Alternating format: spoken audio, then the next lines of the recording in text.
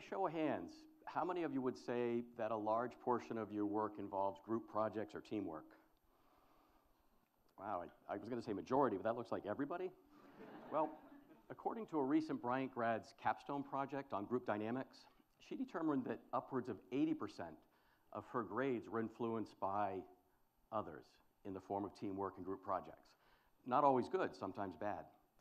So imagine in your next project or assignment, you don't get all the key people you need.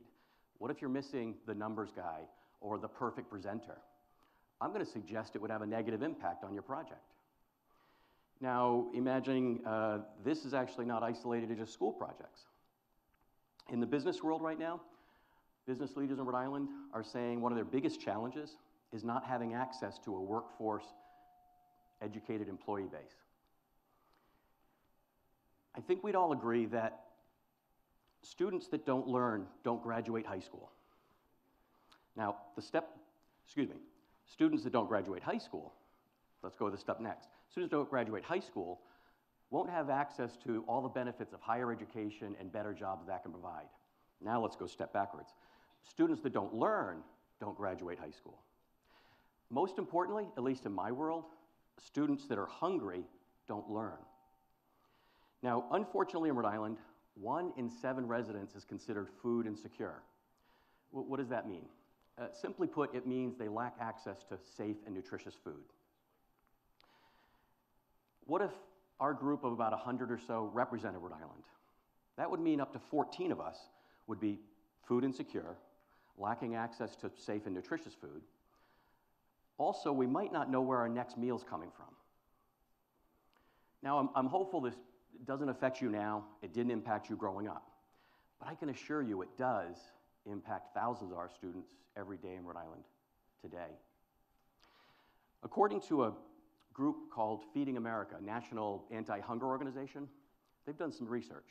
They've determined that child hunger is a health problem and it's an education problem. But they've also determined that it's a workforce and job readiness problem. But there's good news. The good news is we have a solution to this problem. And the even better news is the solution has funding. There's resources to support it. I propose that we increase access and participation in the USDA child nutrition programs.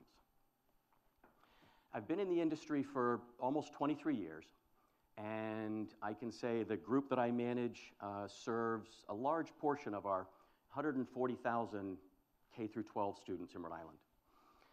The amazing team that I work with prepares and serves upwards of 35,000 meals a day.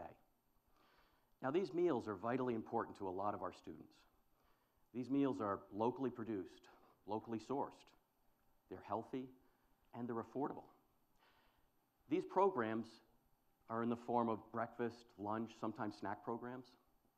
But they don't only benefit the students that are in the schools. These programs, through the reimbursements that are provided with them, also benefit the schools. These resources come in to help support the programs, which allows our schools and school districts to use their financial resources for other things, like education, like for teachers, for books.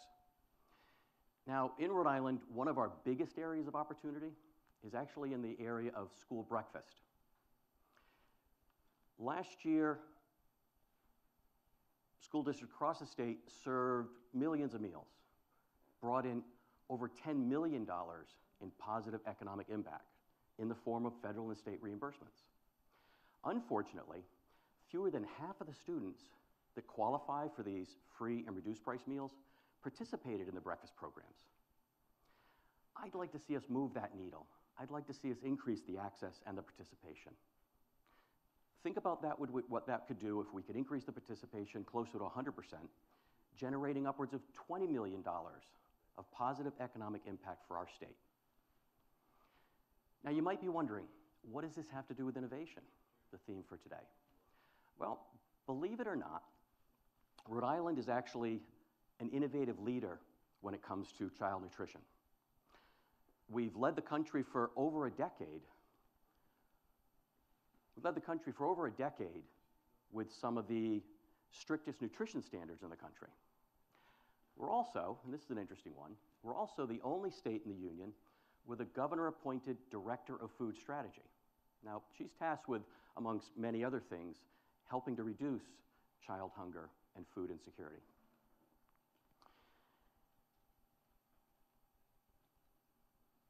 So, one of the areas that I said was school breakfast, and the areas that I think we can improve upon that would be working with our educational leaders. We have some amazing educational leaders out there who are innovative and are creative and are open-minded to different ideas. And in school breakfast, one of the things that we're focused on right now is something called alternative breakfast service. Simply put, it just means we're looking for ways to serve our students outside of the cafeteria. Serving students breakfast in the morning in schools is a challenge. It could be because of busing issues. It could be because of teacher schedules. It could be because our cafeterias weren't built big enough to seat all of our students. So what we've done in some schools is looked at alternative methods. One that's very, very successful is something called breakfast in the classroom, and it's just as it sounds. Students come in, go right to their classroom, are served a healthy breakfast at their desk, and start their educational day. Another one is something called a grab and go or after the bell program. Students can once again get access to a healthy breakfast, get to their classroom, start their educational day. One that has a bit of a technological twist is a cashless refrigerated vending machine. Students can use their student ID into a secure PIN pad, get a healthy breakfast, once again, get to their class for what they're there for education.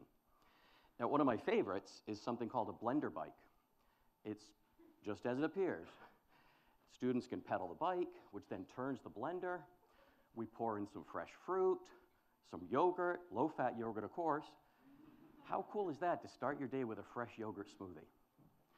Now, these are just a few of the ideas, but they are helping. They're helping to improve access, getting kids out of the cafeteria if it's too tight. They're helping to improve participation because they're new and innovative ways that kids can react to. But I'm hopeful with your extra input, with your creative ideas, with your innovation, and almost more importantly, with your willingness to share this information with our educational leaders, with our influencers, so we can improve the access and participation across our state, benefiting all of us in the form of a better educated employee base. Now, once again, final note, we've hopefully learned that students that are hungry don't learn. And then from there, if they don't learn, they won't graduate. And then finally, most importantly for the next step is if they don't graduate, they won't have access to higher education, better jobs, and all that that can provide, and all the benefits that our state would reap from it. Thank you for your support.